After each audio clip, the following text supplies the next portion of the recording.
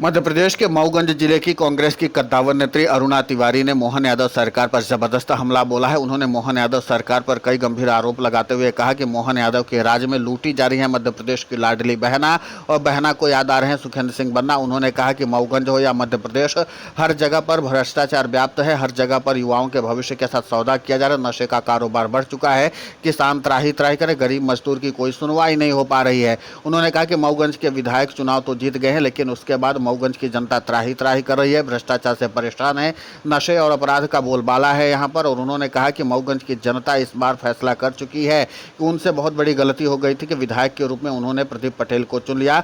इस बार मऊगंज की जनता प्रचंड वोटों के साथ अप्रत्याशित मतदान दे करके मऊगंज के लोकप्रिय नेता और जनप्रिय नेता, हम सबके लाडले नेता सुखेंद्र सिंह बन्ना को विधायक बनाने जा रही है। उन्होंने आरोप लगाया कि जिस तरीके से प्रदीप पटेल ने अपना रंग दिखाया, उसके नाते से मऊगंज की जनता को अब लगने लगा है कि उन्होंने बहुत बड़ी गलती कर दी थी। सुखेंद्र सिंह जैसे जनप्रिय नेता और जनसेवक को उन्होंने नकार दिया था, लेकिन अब मऊगंज की जनता को भरोसा हो चुका है कि जो सुख दुख के साथी हैं, जो लगातार हर किसी के मदद में खड़े रहते हैं, जो लगातार अपनी सक्रियता समूचे जिले में रखते हैं, उनको ही इस बार मतदान करना है। इसी के साथ अरुणा तिवारी ने कहा कि मऊगंज को जिला बनाने की संकल्पना सुखेंद्र सिंह बन्ना की थी और उन्होंने मऊगंज को विकसित जिला बनाने का संकल्प लिया था, लेकिन उनको मऊगंज की जनता की तरफ से मतदान न मिलने के नाते से असफलता मिली थी। लेकिन अब इस बार मऊगंज की जनता और इस बार सुखेंद्र सिंह बन्ना दोनों मिलकर के पूरी ताकत के साथ मऊगंज को विकसित बनाएंगे, अपराध मुक्त बनाएंगे और इसी के साथ शिक्षा स्वास्थ्य की व्यवस्था को भी और भी ज़्यादा चाक चौबंद किया जाएगा। सुखेंद्र सिंह बन्ना अपने विजन पर आज भी डटे हुए हैं।